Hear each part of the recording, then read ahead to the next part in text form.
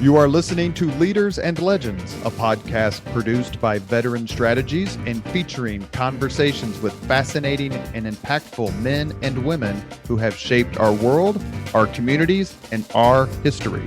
My name is Robert Vane, Principal of Veteran Strategies, and your host for our discussion. You are listening to Leaders and Legends, a podcast presented by Veteran Strategies, a local veteran public relations enterprise, and sponsored by Girl Scouts of Central Indiana, Garmond Construction, Leaders and Legends LLC, the Grand Hall and Conference Center at Historic Union Station, the McGinley's Golden Ace Inn, where I first met my co-host for today, Danielle Shockey, and McAllister Machinery, your friendly neighborhood Caterpillar dealer. You may find all your sales and rental equipment needs at McAllister.com. We are pleased to announce our podcast is now a member of the All Indiana Podcast Network in partnership with Wish TV. You may find Leaders and Legends at allindianapodcastnetwork.com. Thinking of starting a podcast or need to host a public meeting? Let Leaders and Legends LLC be your partner as you look for new ways to communicate your message. Please contact Chris Spangle and me at leadersandlegends.net. Thank you for joining us on the Leaders and Legends podcast. Our guest today is Cathy Langham. She is president and CEO of Langham Logistics. And much like our conversation with Ivy Tech president Sue Elsperman, who has a PhD in logistics, which is still incredibly impressive, I cannot wait to hear about what Cathy does, what her company does, and how she helps so many people, because I know she does. Our co-host today is Danielle Shockey, CEO, Girl Scouts of Central Indiana. Danielle, thank you so much for joining us, and feel free to take it away. Thanks for having me. And Cathy, thank you so much for coming on the show. And I think, first and foremost, particularly girls, which is, what my organization does, I wonder if our listeners maybe need just a really good understanding of what is logistics, even the name of the company, Langham Logistics. Describe for our listeners, what does that mean? Yeah, thanks, Danielle. And I'm delighted to be here. And thank you for everything you do for the Girl Scouts of Indiana. We appreciate it. Logistics means something different to everybody, but essentially it is the process of getting something from point A to point B. So in my world, it's freight. So it's moving shipments from anywhere to anywhere in the world, or it could be going through a warehouse. So receiving, put away, pick and pack, kitting, light assembly, and then out the door to the customer or the manufacturer, or wherever the next step is in the supply chain. So I can't help but think it's a lot like how Girl Scouts move cookies. It's a lot like how Girl Scouts move cookies. Yeah. So they get it from, the raw materials going to the manufacturer who makes the Girl Scout cookies. And then they would go to some distribution model. And then from there, probably by state to the Girl Scouts, and then delivered ultimately to the customers. So all your Girl Scouts are part of logistics. I can see a badge in that, Cathy, between Langham Logistics and Girl Scouts, the movement of the cookie. So talk about, though, because this is not, and maybe it is now, traditional female, space, maybe, and maybe I'm wrong, but I think I've read somewhere where this was unusual for a woman to take a leadership and leave college, IU School of, Kelly School of Business, and go into trucking and freight. I mean, how did you know this was your space, and what was that like for you as you entered into it, and what is it like now? Yeah, thanks for the question. Well, I was a marketing major with a merchandising minor. So it wasn't an easy translation into trucking, but going through my senior year at Kelly School, I was interviewing through the business placement office, and I really wanted to get into retail. So I wanted to be a retail buyer and work in retail somehow.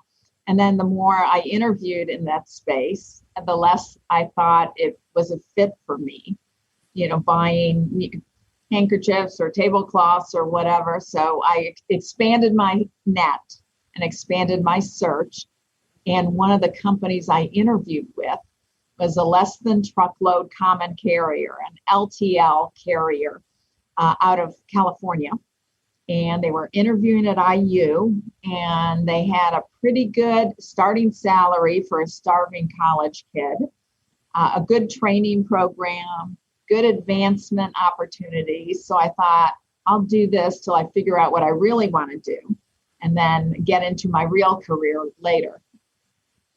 And then it became your career. Then it became my career. I mean, logistics is one of these industries. Maybe they're all this way, but for me, it sort of gets in your blood, and then it's all you want to do. So there is so much action going on in logistics that is changing over the years. You know, back in the day when I first started in this, it would never hit the C-suite in large corporations. No one ever knew, what percentage cost of the value of the goods was logistics. It was just kind of a hidden little thing in the back that everyone paid for. And then as things moved on and people are looking at costs, and they've already taken costs out of other areas of the operation than transportation and warehousing, and logistics became front and center. And I would say starting 10 years ago, it's a quarterly discussion now. So it's fun, it's changing. There's a lot to look at. Yeah, I could talk forever about the technology and the processes and the people and the carriers and everyone involved in it. And you see it, anyone who orders online sees all the complications that go along with supply chain logistics. So is there any part of, Suez Canal, right? Like again, the world probably never looked at logistics quite so closely until that moment, or maybe even a little during COVID, when suddenly there was definitely lack of. Do you think that will help or hurt the industry in terms of policy change or infrastructure investment, or just how do you think, again, this recent, maybe more commonplace understanding of logistics and how it impacts us in our lives will impact your business? I think it's a good thing. I mean, we continue to get better. You mentioned Suez Canal. It's still a little painful to hear that name, but it really did impact the supply chain for 15% of the world. I mean, 15% of customer supply chains were impacted by that problem in the Suez Canal, that blocking of the canal for, 8 days or 9 days, whatever it was. And did it cause change? Absolutely. Yeah, people are now looking at, we all do business continuity planning. We all do scenario planning around crisis management. But when something like that happens that you think would never happen, then it causes you to think about a lot of things and how to do them differently. And so I think it raised the bar on, when you think about SWOT analysis, strengths, weaknesses, opportunities, and threats, people are spending more time on that threat of problems. Mm-hmm. COVID turned us on our ear too, with supply chains actually shutting down for a while, especially out of China. Everything was backlogged. And then when it finally opened up, it took months and months and months to get rid of that backlog. There may still be, ocean containers outside Long Beach trying to dock. So all this, it's really painful, but it causes us to be more creative and nimble and think differently about the supply chain and about changing processes. I know. I think I ordered a couch. It's out there somewhere. I know. It's 9 months really to get anything delivered. Yeah. But Langham Logistics did easily pivot in COVID. And again, I'm going to begin to get out of my space of expertise, but I do know that you did jump into this kind of COVID space and did some things in Arizona and I think California that you recognized early on that for our business to be sustained as well as maybe even grow, how could you, and I don't want to say capitalize, but how could you pivot to make sure that you were in the right place at the right time? Talk to our listeners about that. Well, I think during COVID, companies could react one of two ways. They could either hunker down and just take a step back and just kind of wait and watch, or they could get super creative and nimble and move faster. We took the second approach. So inside COVID, we moved from one building to another in California during COVID, and then moved half of a California operation to Indiana, and also stood up 150,000 square feet in Phoenix, Arizona. So the exciting thing about that, and I would say we've expanded our Indianapolis operation. So taking advantage of, I guess, number one, not letting something like that stop us, and in fact, pivoting and going faster. Parallel path to all of those changes, we took a look at what was happening, especially in the state of Indiana, and thought, how can we help? We love Indiana. We've been here for 30 years. It's our corporate headquarters, and Indiana's been good to us. And when something like this comes up, we want to help. And so the first way we helped was taking over all the PPE distribution for the state of Indiana. That started with the governor wanted to take care of companies with under 150 employees first. And so all of them, we created a portal where they could order whatever they needed online: masks, gowns, face shields, gloves, all that sort of thing. And we had it in our warehouse, and we could fulfill that and get it to them. And that expanded into more reagents and test kits and things like that were going to, I think there were 28 locations around the state that needed that. And we provided the warehousing and then logistics and distribution for that. As we finally came out with the vaccines, initially the CDC did not want 3PLs, which is the category my business is in, to get involved in the distribution of vaccines. So we provided ultra low temp freezers. So we purchased a bunch of ULT freezers that could be used at these many locations around the state, or, some of the hospitals that were remote really didn't have the storage space on premise to help. So we helped with that. And then now today, the CDC has changed that guidance, and we are heavily involved in all the vaccine distribution, not only for COVID, but we'll be handling vaccine distribution for other vaccines around the state. So we just continued to evolve and try to do the best job we could, and by creating technology and portals, as well as the storage temperature space and security, as well as the transportation to get it delivered. That's amazing. And when we come out, if we come out of COVID, it's ever evolving. Are these parts of your business that one you've learned from, will be able to maintain? Do you feel like you're going to learn from this and can teach others? Like what's the continued growth that you learned through all of that? We've learned that there's a need in the market. Mm-hmm. Yeah, number one, there's a need in the market for business continuity. And I don't think these viruses are going away anytime soon. So I think we still need to do some work on creating a long-term solution. Mm-hmm. So what should this look like? We've got storage space today, but should we be thinking of a longer-term solution? Because as other customers come in, we may lose that space or send it to another customer. So I think we need to work with the state of Indiana to create a longer-term solution. Parallel path, our warehouse in Phoenix is temp controlled.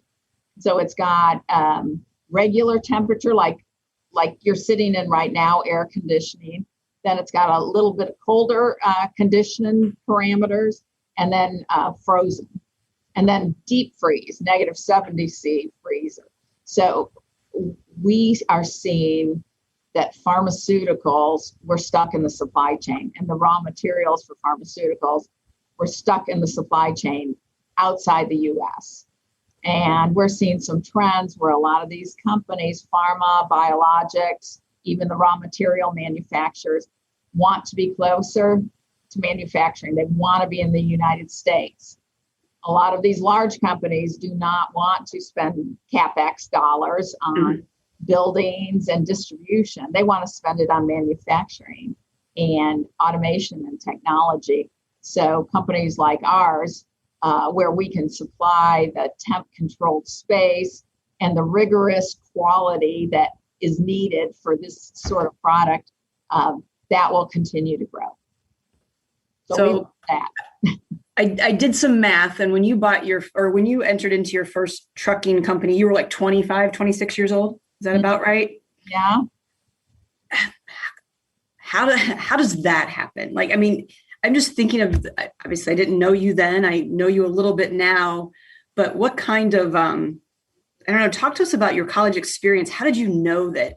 What made you so bold? Like, I'm thinking about my Girl Scouts who might be listening, right? Like, yeah. Like, what was that? Yeah. What kind of person were you that led to such early success, and what advice might you have, I guess, for a young girl listener? Well, I think in college, number one, so my senior year in high school, I was diagnosed with Hodgkin's disease. So I went through a whole cancer process in my senior year. I don't even remember much about my senior year of high school because I was a little focused on this.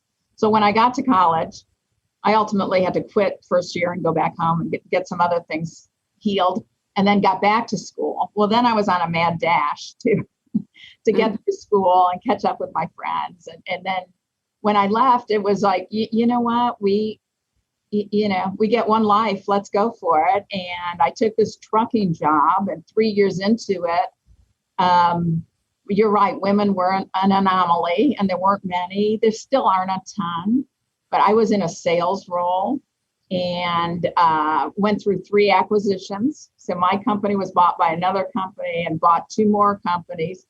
And so I was one of about a dozen salespeople, the only woman, top producer by far, because I outworked everybody, and the lowest paid. And when I found out I was the lowest paid, that gave me some. And by the way, being an anomaly, I had a lot of people trying to hire me. So when I suddenly realized that I was not valued at this company, it caused me to reach out and go to another company. They had some new concepts in transportation that were sort of interesting, how they priced the space in a trailer. So I went to them, and then they were bought out very quickly. And that new company came to me at 25 and said, we want to try a new concept in local terminal management. We want to open a franchise. Would you open our first franchise? So I was single, nothing to lose. And so I said, of course, I'll do it. And that's how it started. And so under the franchise umbrella, it's a little different. Yeah, you've got big sister watching over you and owning some of the, receivables and payables and back office stuff. So you don't have to do that. I focus on finding drivers and trucks. And the next year I opened another franchise for an air freight forwarding business because I had those trucks going around town, and just went from there. But I would say to the Girl Scouts, just you can do anything you want. Just say yes. It's not just say no. It's just say yes and try it and work hard. And it will come. Take time to listen to people and network and go see customers, and you can build a business. It'll work. So and then you went into business with your brother and your sister. What is and still are? Is that correct? Still are. And so I'm just kind of curious, maybe about your parents. Was any part of your family dynamic in this? I'm going to say industry, but in any type of related fields that all 3 of you are now together in this logistics space? Yeah, it even gets better than that. There's 5 of us in the company. So 6 kids. Mm-hmm. I came from a family of 6. My mother was born and raised in Ireland, and my father in England. They met in England and then moved to Detroit. And my dad was in automotive. And so then 6 kids in 7 years. And he was transferred with Allison Transmission down to Indianapolis. So we came down. And my dad he was home at 5 o'clock every day. He was a draftsman, and he went to work, but it wasn't a passion for him. It was just what he did, and he did a great job. And my mother stayed home and babysat for kids to help pay for these 6 kids. And we went to Catholic school, and then to North Central, and some local, and then some of us down to IU. But then, Margaret, I was in the franchise space, and I was looking for someone I could trust, some good help. And my sister was actually in construction, remodeling homes, so another non-traditional. And I asked her to join me, and she thankfully said yes. And so that's how it started. And John, who has his master's from Kellogg, and brilliant guy, was in Chicago. And was helping us think through expanding what we were doing in Louisville, Kentucky. And we never did the Louisville deal, but he said, I'd like to help you guys and come back to a small business as opposed to the Fortune 500 company. So he joined us, and we've been together ever since. And I would say it works great 95% of the time. There are those things, there are those times, but my parents were never entrepreneurs, but they, taught us to love each other and respect each other and take care of each other. And, it's worked well. And I've got another brother who works in our airport operation, and a sister who's a supervisor in the warehouse. So 5 of the 6 of us are in this company. That's all. That's actually, it's a great story, and it's really cool, actually. When and you've received lots of honors and gotten to do some really cool things in your career and in our community. But my question actually is, when did you know you kind of, and maybe you haven't? What's that moment you're like, I've kind of made it. This is what I dreamt. I'm here. This feels right. Has that happened yet for you? And when was that? Happened yet? I will say I love what I do. And, the stage in my career right now, I have friends that are starting to retire. And I said to one of my friends, I'm getting worried that I don't want to retire. And she said, what you do well is you have a lot of fun too. On the side, you do take time off. You do have other, interests and things you do. And so, it's not like your nose to the grindstone and you have to retire because you're so exhausted. So you'll be able to, maybe do that longer. So I think, what I see over the next few years with this company, it's straight up.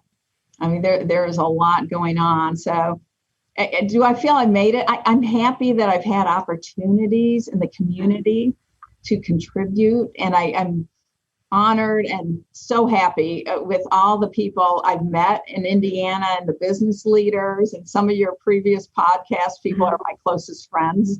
So that's been the big blessing in all this, is just the people and the opportunity to, when COVID hits, be able to be at the table and be trusted enough to come up with a solution.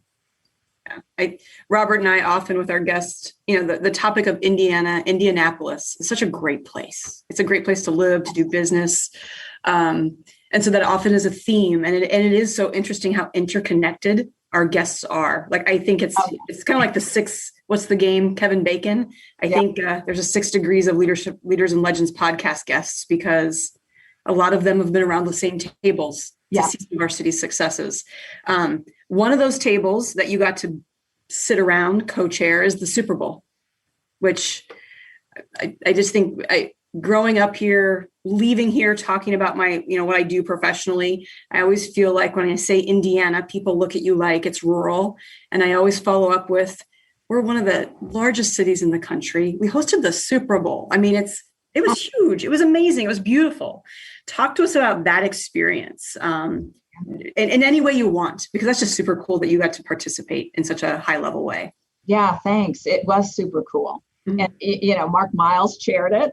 Mm-hmm. Allison Melanchthon was president, and she was sort of the staff side of it, and both rock stars. And then I was vice chair along with John Licklider from Lilly. In my role, the biggest part of my role was to raise $27 million to bring the game from private entities. So no government funding. It was fantastic. It was a lot of fun. I mean, of course, I'm with the A team there, and I learned so much from them personally as well as professionally. And one big learning I had, if you want to get to see any CEO in the state of Indiana, there's one word you have to say, and that's Super Bowl. And they will let you in, and they will talk to you. And, everyone was so excited about the Super Bowl coming. And of course, Allison and the whole ops team did such an outstanding job that it was an easy sell for me. So, I mean, I had the best job of all. I got to, go meet with cool people and talk to them about arguably one of the biggest things that ever happened in Indiana, I'd say at least since the Pan Am Games. Mm-hmm. And then, the downside is asking them for money, which I've never been good at, but I've never liked doing. but a lot of people said yes, and we met our goal. And we met our goal before we won the Super Bowl. Mm-hmm. So one of the brilliant things that Mark and team came up with was, let's take our commitment letters that says we have this much money already committed, take it to the NFL and use it as part of our pitch and our argument that we should come to Indy. It's already paid for. I mean, the community is already all in, and it worked. It was fantastic. And the weather, I don't know if you're here for it. Yes. The weather was perfect. It was just the zip lines, the parties, and everyone, they did such a good job involving everyone in the community. It was just such a big thing that, I don't know if we'll ever, have the chance to do that again. We went after 18 to win that. I don't know if we'll ever do it again, but it was fantastic. A lot of fun. And like I said, those people are still some of my closest friends today. Yeah, and you're right. Mark and Allison talked very fondly of it as well when they were guests on the show. I think even Allison talked a little bit about the 18 bid and, kind of what went there. Yeah. But it's a fascinating part of our city's story. So Robert, this is where I feel like you always want to chime in. She mentioned your favorite thing, the Pan Am Games. I don't know how old I was, but. Well, no, the McGinley's Golden Ace Thin is my favorite thing, which we get out of the way at the beginning. But as you may recall, Danielle, I had the opportunity to interview Greg Ballard, Mark Miles, and the incomparable Mel Raines about the Super Bowl bid, like what it took to make it happen. And Cathy, if you haven't heard that podcast, I'll send it along. But it was just a terrific deep dive into what it took, and then not only to get it, but quite frankly, from a logistics point of view. And I'm actually trying to put together a podcast on the NCAA tournament and what it took to pull that off. And I'm hoping I can convince my friend Susan Boffman to come on and to be a part of that. But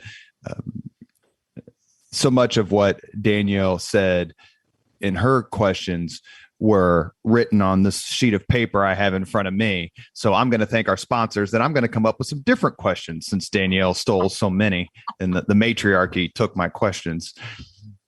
You are listening to Leaders and Legends, a podcast presented by Veteran Strategies, a local veteran public relations enterprise, and sponsored by Girl Scouts of Central Indiana, Garmon Construction, Leaders and Legends LLC, the Grand Hall and Conference Center at Historic Union Station, the McGinley's Golden Ace Inn, and McAllister Machinery, your friendly neighborhood Caterpillar dealer.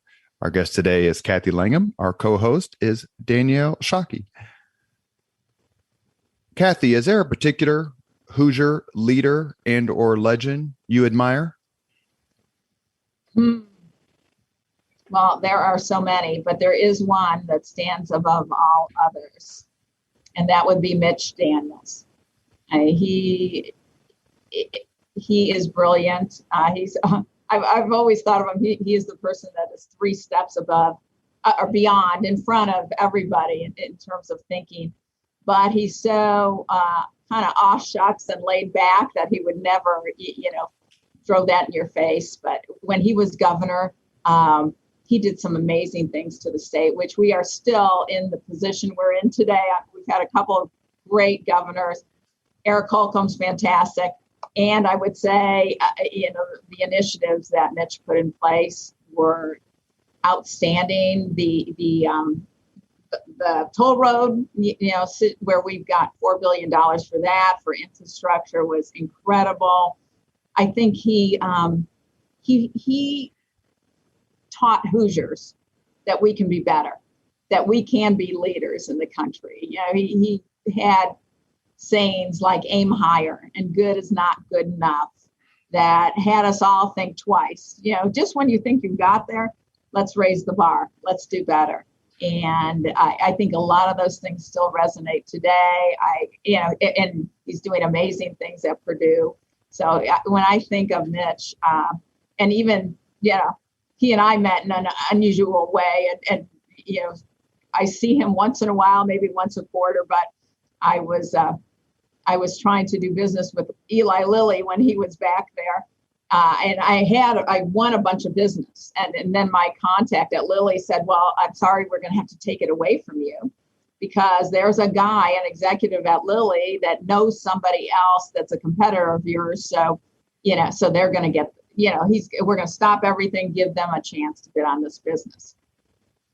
And I was horrified. A little company like mine, doing business with Lilly was a big deal. So I went back to him and said, well, who is this guy that knows somebody else that is taking this business away that you've already given me?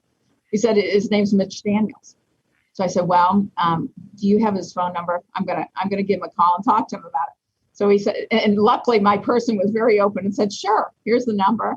So I got to Maggie, who is Mitch's assistant, and she said, Mitch can give you 10 minutes 2 weeks from today. He said, I'll take it. So we put it on the calendar. I got to that 2 weeks and I talked to Mitch and I told him who I was. We've got this trucking company. We're doing great things. And suddenly everything's on hold. And he said, I don't know a competitor. He said, in our business, when you're an executive at a big company, sometimes people think they heard something or they've misinterpreted something. And all of a sudden it's like a snowball rolling down the hill and everything changes. So he said, I feel terrible about this. What can I do?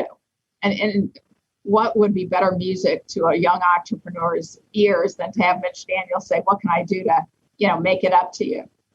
And so I said, well, you can have lunch with me and let me tell you more about my company and get to know you. And so we've been friends since. And I held on to the business too. He's come on the podcast twice. Right.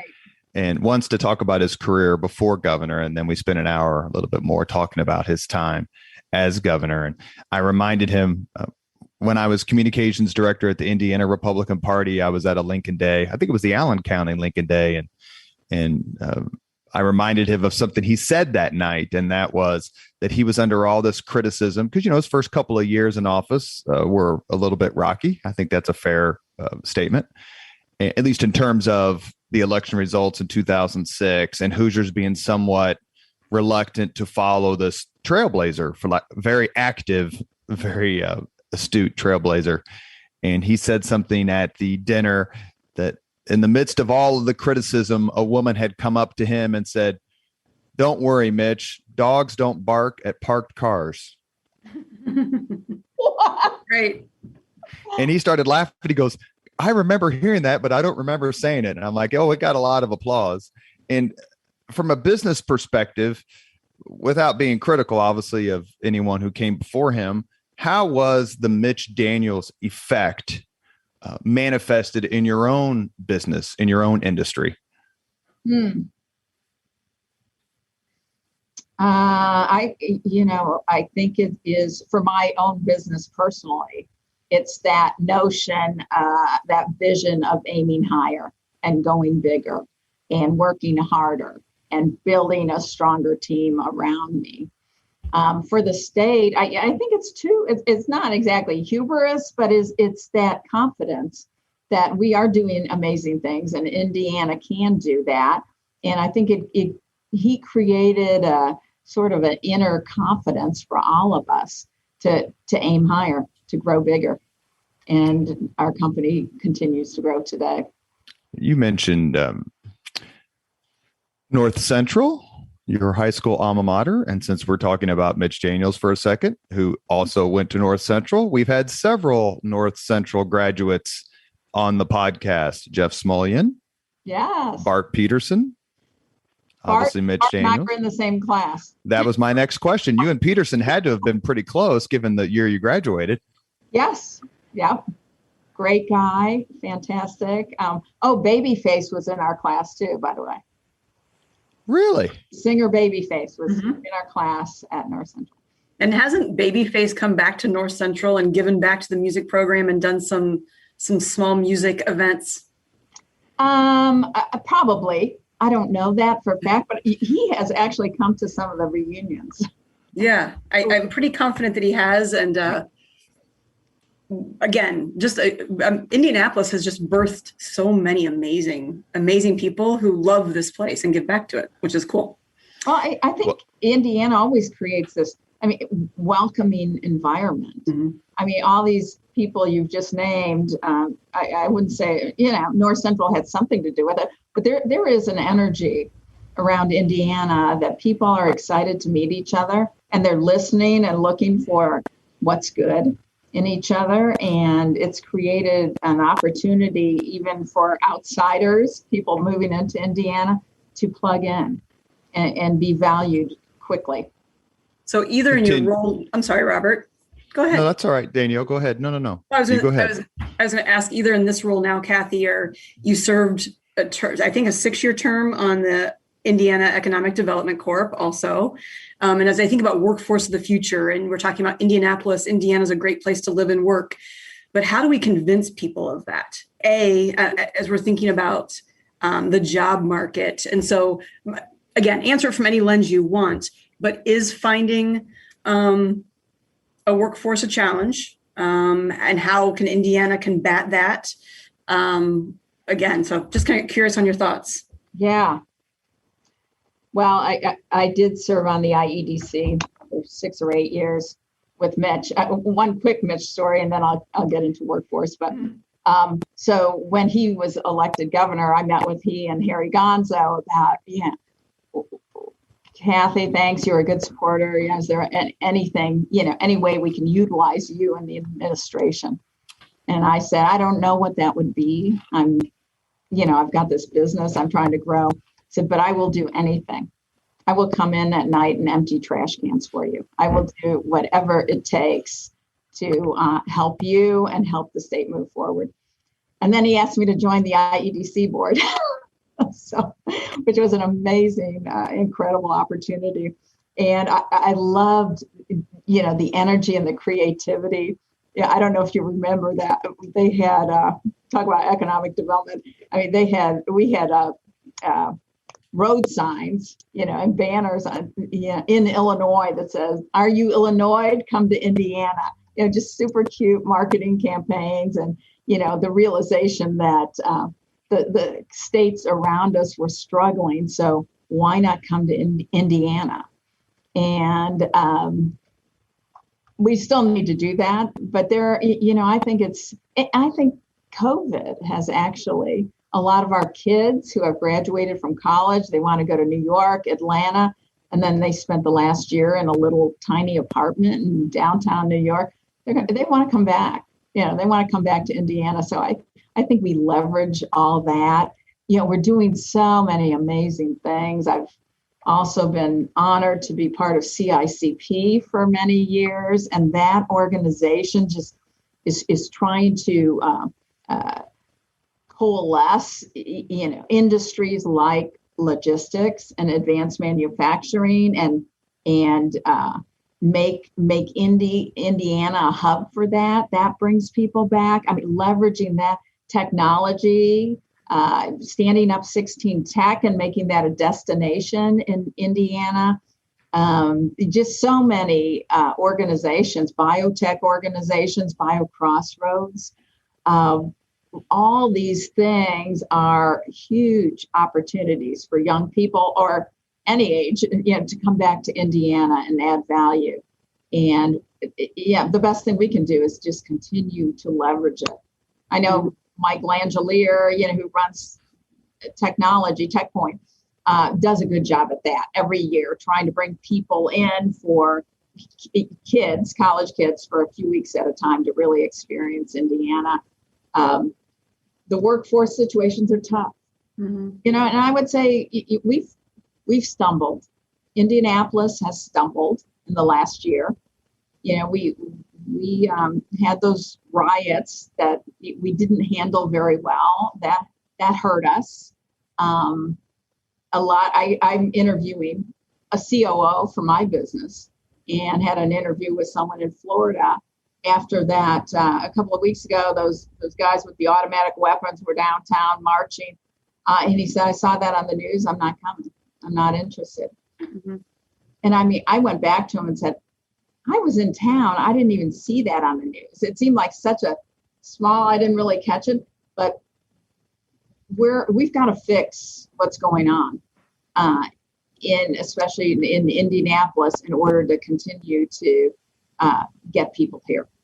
Because it is it's an amazing place to spend time, but I agree. Right now, there's some challenges. We've got some challenges, and we can get through them. And for all the reasons we've been talking about for the last 45 minutes, but we've got some things to help that hurt us. Our workforce, we have like 70% of our people are essential workers, so they never left last year. They're working in the warehouse, picking orders. We had to take good care of them and make sure they were super comfortable and wearing masks and A teams and B teams and social distancing and using separate break rooms and that sort of thing. I think we need to continue to take care of everybody. And this afternoon, we're bringing in ice cream for everybody. Do the things that help our workforce feel supported and feel valued, and then just try to create an environment in the community where we can attract the right people and they want to come to work. Mm-hmm. Yep, I agree. Robert, I cut you off before. Where were you headed? You mentioned some North Central folks. We should also, of course, we would be remiss if we didn't mention Mr. Mark Miles from North Central, and someone whom we'd love to have on, and that is Deborah Daniels, yes, who also is a North Central grad.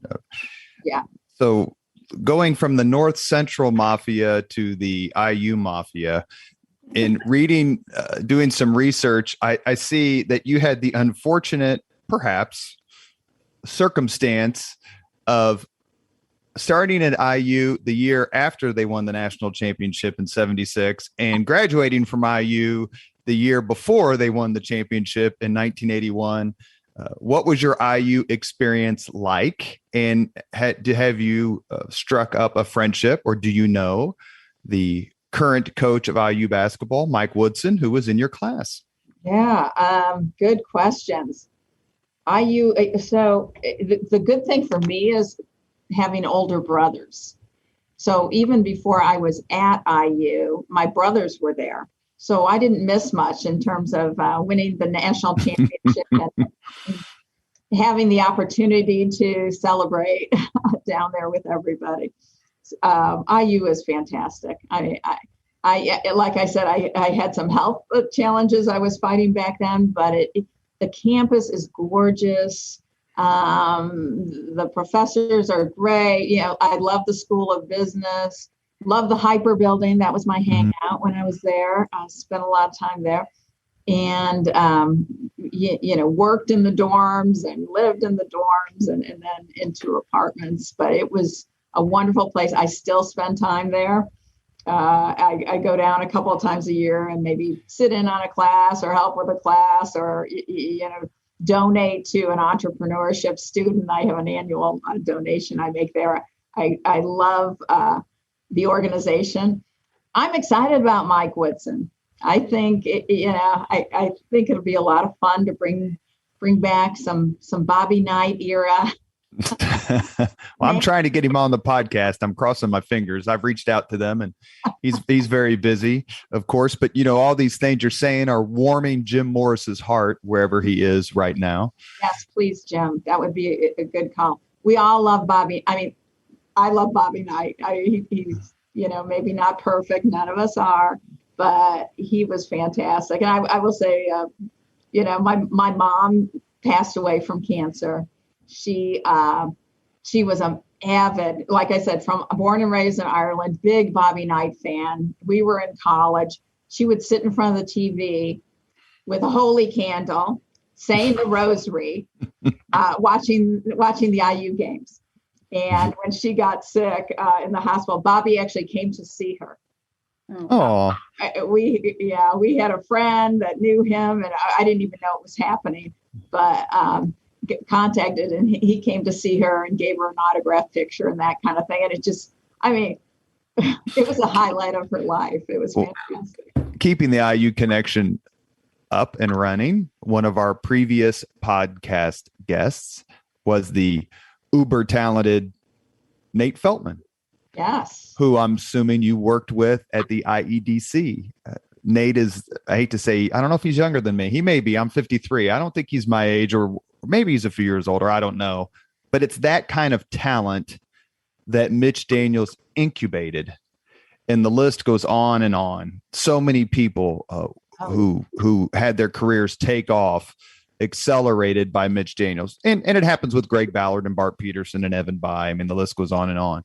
But in terms of just the talent that Governor Daniels fostered and promoted, how much of an impact do you think that's made on the state? I think massive. If you talk to anyone who's worked for Mitch, I won't name names, but I will say they've never worked harder in their life than they did when they worked for him, and they never had more fun, and they never felt like they made a bigger impact. So, to learn that at the front line, and especially when you think the younger crowd doesn't quite get it, and blah blah blah, and then a group stood up the Mitch Daniels Leadership Foundation to continue to try to sustain that with the younger people. But I think he's made a massive impact. Chad Pittman. Nate's fantastic. I'm trying to lure him onto the economic club right now. He did join. Thanks, Nate, if you're listening. But a lot of great people that have continued to be involved. Ryan Kitchell. The list goes on of people that were his mentees that have continued to go on and make a massive difference in the state. And we should mention that our friend, Chad Pittman, is also one hell of a patriot with tours overseas serving in his country. Yes. While you were at IU, a famous event took place, and that was the filming of the movie Breaking Away. Yes. Do you remember that at all? See the movie or watching them film the movie, or just the buzz around campus? Yeah, it was more the buzz around campus. I didn't, try to get on set or anything like that, but how exciting was that? And I think it just continued to put us on the map. We need a movie like that for trucking, by the way, to make truck drivers cool again. Smokey and the Bandit. We need the new Smokey and the Bandit. But yeah, that was a great time at IU, and a lot of excitement, a lot going on, a lot of fun. It's a little different than college campuses now. So Cathy, you give me hope. I have a daughter graduating with a degree in entrepreneurship, and I'm scared to death. Like, what are you going to do with that? And so listening to you and what you said about IU, it gives me great hope. She's in her last year. Oh, yay. Call me. Cathy, one last question before we get to there's two questions I want to ask very quickly before we get to the 5 questions. One is, my father was a truck driver for 34 years, Kroger and Yellow Freight. Oh, yes. And you saw a more honorable attitude towards what were called and are called frontline workers because of COVID. Did a part of that just warm your heart because you know how hard they work in these very stressful and important jobs? Yes, absolutely. Absolutely. I mean, like I said, most of our workforce are frontline and they work hard every day. And by the way, some of them go to other jobs after they leave here. I mean, those are the people that we owe it all to. So yeah, those frontline workers have been awesome through all this and continue to be. I mean, and we got to worry about the stress level. And like I said, let's bring them ice cream. Let's tell them thank you. Let's give them bonuses. Let's do whatever we can to support them. And as far as the drivers go, over the road drivers, that used to be, I mean, it's not thought of as the honorable job that it used to be, and it should be. I mean, you're delivering everything in the country. You're making the country move, and we've lost that a little bit. We need to get it back. The average age of a truck driver is 55 now. Yeah, I believe it. And the second question I have before we get to Danielle's 5 questions is, being an ex-BE myself, I'm a VBE, a veteran business enterprise. I get some advantages for my veteran status, and they kind of come, I'm going to say, without stigma or without reservations. But I know women in minority businesses who look at their status, their M status, MBE or WBE status, as a benefit, but they're also a little bit scared of being pigeonholed. They can just be involved because we need a minority or we just need a woman. That's a real worry and set of concerns because it can be somewhat limiting. Mm-hmm. How have you broken through that, A, if you have, and B, what would be your words to the MBE or the WBE who's worried about being put in this particular box and not being trusted to work on their own? Mm-hmm. Well, I think our first 10 years or 12 years, we were not a WBE. We didn't get our certification. We did not announce it or wear it on our sleeve or anything like that. We just worked hard for our customers. And someone gave me some advice once. When you're small, you're going to have your customers. They're going to have you. You will take care of each other. But as you become for me, 10, 15, 20, $30 million multi-billion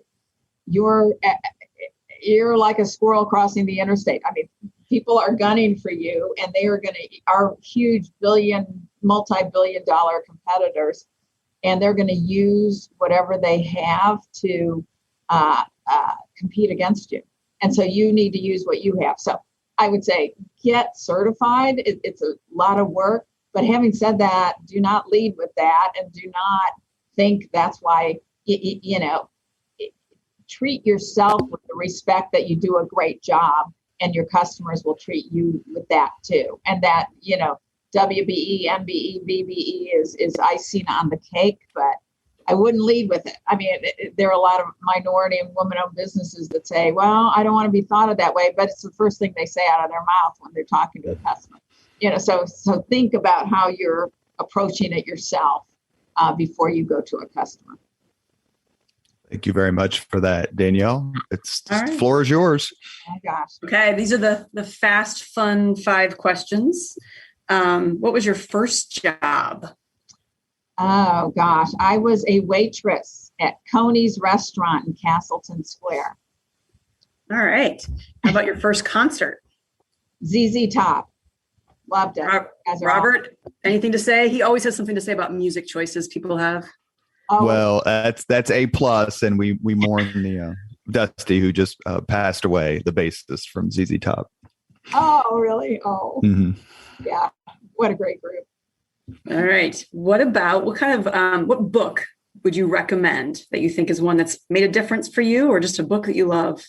I don't want to get political, but the one that comes to mind is Atlas Shrugged by Ayn Rand. So Robert? She ran a transportation company, a railroad, and then just so it's a story about the. Have you read it? I've not. Okay, so it's a popular choice. It's a popular choice for this question. Yeah. Oh, is it? So it's a story about how the country changed and forced all the large business owners and CEOs to pay for everything else that was going on in the country, and had a lot of people that felt like they should get money for not working and not doing anything. And so I won't blow the end of the book, but a big move was made. Okay. All right. That makes me want to read it. So there you go. You did a great job. It's about this thick though. It's a thick one, but worth it.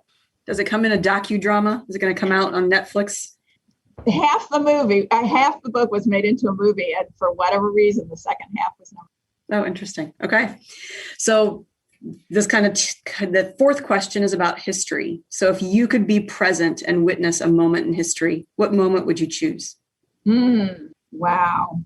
I guess the wall coming down. You probably hear that a lot, but that would have been something to see, to witness. Excellent. And then this one is about someone who might still be living, somebody that if you could have off the record lunch with for 2 hours and just get to know them and talk to them, who would you choose? Oh, gosh, that is a tough one. I don't know. I guess I would say, if I had to just pick someone out, George Bush. That's a popular answer. I think he and President Obama are neck and neck, but that's a very popular answer. You have been listening to the Leaders and Legends podcast, presented by Veteran Strategies, a local veteran public relations enterprise, and sponsored by Girl Scouts of Central Indiana, Garmond Construction, Leaders and Legends LLC, the Grand Hall and Conference Center at Historic Union Station, the McGinley's Golden Ace Inn, and McAllister Machinery, your friendly neighborhood Caterpillar dealer. Our guest today has been Cathy Langham, President and CEO of the company that bears her name, Langham Logistics, and our co-host has been Danielle Shockey, CEO, Girl Scouts of Central Indiana. Thank you both very much for your time. I enjoyed the discussion, and go Hoosiers. Thank you. Thank you very much for listening to Leaders and Legends, brought to you by Veteran Strategies Incorporated. If you want to contact us about this program or our menu of public relations services, please send us an email at robert@veteranstrategies.com. That's robert@veteranstrategies.com.